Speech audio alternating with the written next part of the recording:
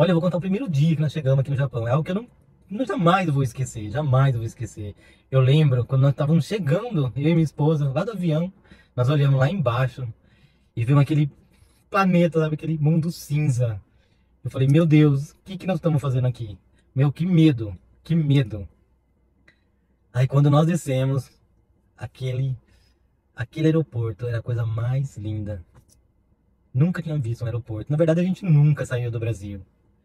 E meio que nós entramos no banheiro e vê tanta tecnologia em uma privada, aquilo é incrível. Aí de repente aparece o cara que veio buscar a gente, que era de uma agência de emprego. A gente veio financiado. E o cara era brasileiro, com cara de japonês, não tinha como falar que era brasileiro. E aquele carro que ele tinha, que ele veio buscar a gente, que abria as portas sozinho. Que incrível. Meu, e quando nós entramos naquilo, parecia uma nave. O que que é aquilo? Aí ele contando as histórias dele aqui no Japão. E ele não guardava dinheiro, que ele tinha casa, morava aqui no Japão e não tinha pretensão nenhuma de ir embora. E só contando coisas boas pra mim e pra minha esposa. Aquilo nos tranquilizou um pouco, sabe? Nós deixamos tanta coisa no Brasil, nossa família, nossos amigos, minha profissão, que na época eu trabalhava na área da saúde, que eu sou técnico em enfermagem, algo que eu amo, essa profissão. E aí, a gente vai pro nosso apartamento, e tava lá a tia da esposa, da minha esposa, esperando a gente. Com um presente na mão, uma blusa para cada um. Que eu tenho guardado, nós temos guardado até hoje esse presente. Que recepção boa, sabe? E aí, quando a gente entra naquele apartamento tão pequeno, que tinha uma mini geladeira, micro-ondas, se não me engano, um fogão de duas bocas e um futon. E a gente dormiu praticamente no chão. Na verdade, nossa cama, o local que a gente dormia, era em cima da cozinha, que tinha um negócio ali. Não sei nem explicar o que era aquilo. Mas um lugar tão apertado, frio. Enfim, mas tinha ar-condicionado. E ali se passamos 1 ou 2 meses. Ah, sem contar, primeiro dia, aí fomos na prefeitura. Foi outro brasileiro que nos levou. Nunca posso esquecer desse brasileiro. Porque ele foi o primeiro contato real que nós tivemos. Eu falo assim, teve mais tempo, que contou a história dele. Ele era meio malandro, sabe? Que nem ele falou, eu não sei Nihongo, eu engano. Não tem como. Não tem como. Ou você sabe ou você não sabe. Enganar, tá se enganando. Porque japonês sabe que você não sabe falar japonês. Mas por fim, aí ele levou nós na prefeitura pra se registrar na prefeitura. Aí, só que eu não sei se foi antes ou depois, ele levou a gente num restaurante. O primeiro restaurante aqui, que a gente foi, chamado Ishinoya. Chegando lá, ele fez o pedido pra gente, não lembro o que que era, e a gente tinha que comer de hashi. Meu, a gente não tinha experiência nenhuma com hashi. Aí ele falou, ah, vocês vão ter que comer com hashi mesmo, né? Falei, então vamos lá. Aí ele brincou, deu risada, falou, não, vou pedir o garfo, pegou e pediu o garfo em japonês, e aí trouxeram um garfo, e nós comemos. Por fim, aí eu lembrei que no apartamento que a gente estava, também tinha uma televisão, só que só passava programa japonês. Então é muito complicado para nós que não teve esse contato com a língua. Então é algo assim que não dá para decifrar o que eles estão falando, porque é algo que parece assim, é contínuo, sabe? Que eles falam assim sem parar, né? Tudo. Mas a gente tentou, entendeu? E até tinha um programa de quarta-feira que falava de cachorro, de pet, que era bem legal. Então tinha uns programas assim bem bobinhos, sabe? Coisa de criança. A gente não via maldade assim, né? Todos os dias a gente tentava assistir televisão. Só que aqui tinha um mercado brasileiro que vendia produto, né? Brasileiro e tinha DVD gravado, programa, jornalismo, as novelas da Globo, né? Ou você alugava ou comprava. Só que para isso você tinha um aparelho, tinha que ter um aparelho de DVD. E foi aí que entra esse brasileiro que pegou e ofereceu para nós um aparelho de DVD por 8.000 ien, né? E aí a gente falou que a gente ia pensar, né? Porque para nós 8.000 ien é muita coisa na época, né? A gente não sabia ainda diferenciar o valor das coisas, né? E beleza. E ele ficava mandando mensagem, insistindo, né? Tô vendendo aparelho, é usado, mas para vocês vai ser bom, porque você chega no serviço cansado e fica assistindo essas coisas do Japão e não tem nada, é tudo chato, vocês não sabem a língua, né? E insistia, ficava ligando, mandando mensagem, né? Falei, nossa, como ele quer ajudar a gente, né? Tudo, né? E a gente se sentia à vontade com ele, sabe? Porque ele era meio malandro, assim, a gente se sente bem com a gente assim, né? Mas aí tudo bem. Aí a tia da minha esposa pegou nós e fomos no mercado para comprar as coisas que a gente precisava, né?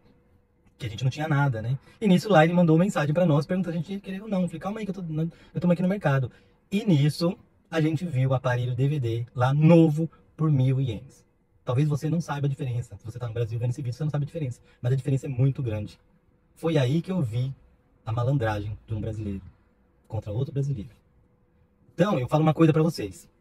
Vocês, lá no Brasil, antes de vir pra cá, eles podem te ensinar qualquer coisa. Eles podem te ensinar japonês, a cultura do Japão, sabe? Tudo, mas você não vai estar preparado para essas falcatruas que tem brasileiro fazendo em cima de outro brasileiro.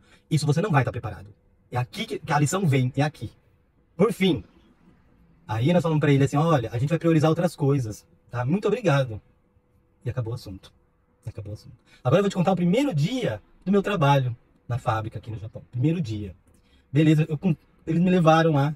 Eu morrendo de medo, que eu não sabia o que ia acontecer, sem falar a língua, tudo assim. Chego lá, a Tantocha, que era, comandava tudo ali, era brasileira. Senti mais aliviado. Só que ela parecia um carrasco, todo de preto ali. Parecia um corvo, tem até um apelido lá de caraço lá, sabe o apelido dela assim. E me levou pra sessão e só tinha brasileiro e um peruano. Brasileiro.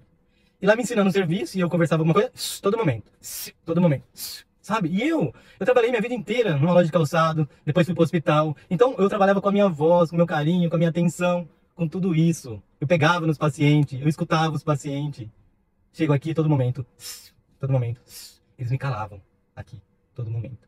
Aí chegou o QK, a hora de intervalo, sem contar que tinha um japonês, que era o líder nosso.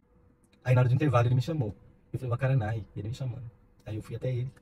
Ele pegou e apontava a lâmpada e a estante. A lâmpada e a estante. E eu, Wakaranai. E ele de novo, a lâmpada e a estante falava alguma coisa que eu não entendia. De repente ele pegou minha cabeça, enfiou debaixo de uma estante. Ele falou, Denki, não sei o que lá, Denki. Eu levei um susto e eu falei assim, meu, será que é esse o choque cultural que nós temos aqui? Que todos falam, choque cultural que a gente vai ter quando chegar no Japão? É esse o choque cultural? Porque eu aprendi que os japoneses são extremamente educados. E olha o que ele faz comigo. E ele pegou minha cabeça e enfiou debaixo da estante, para mostrar uma tomada de luz que toda hora que fosse fazer intervalo, era para mim ir lá e apagar a luz. Meu primeiro dia de trabalho. Eu sem saber de nada.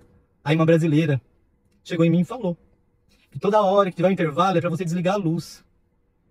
Olha só. E depois do trabalho, quando eu cheguei em casa, eu só tinha vontade de chorar. Só isso. E eu chorei nesse dia.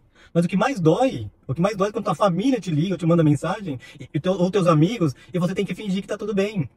Você tem que fingir porque você não pode passar isso pra eles. Você não pode, porque eles vão ficar preocupados. O que eles podem fazer? Nada.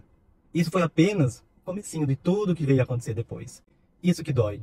Isso que dói. O que você aprende lá no Brasil, o que você escuta, você chega aqui, é uma realidade totalmente diferente. E eu não consigo romantizar essas histórias, essas coisas que as pessoas postam. Eu não consigo. Eu não consigo. Eu não consigo. Eu prefiro ser assim. Eu prefiro ser assim e mostrar. Claro que teve momentos muito bons, mas poxa, primeiro dia de trabalho me acontece isso. Eu falei, meu, não vai ser fácil. Não vai ser fácil. E eu chorei muitos dias. Porque a minha vida lá atrás não tinha nada a ver com isso aqui. Eu não esperava nada disso aqui. Então essa história começou bonitinha. Me desculpe se não teve um final feliz, mas a história não acabou. Então eu quero agradecer você que assistiu esse vídeo. Mas isso aqui é só um aprendizado. Tudo é válido na vida, não é? Tudo é válido. Muito obrigado mesmo, de coração. Essa é um pouquinho da minha história, mas não acabou. Tá bom? Até mais.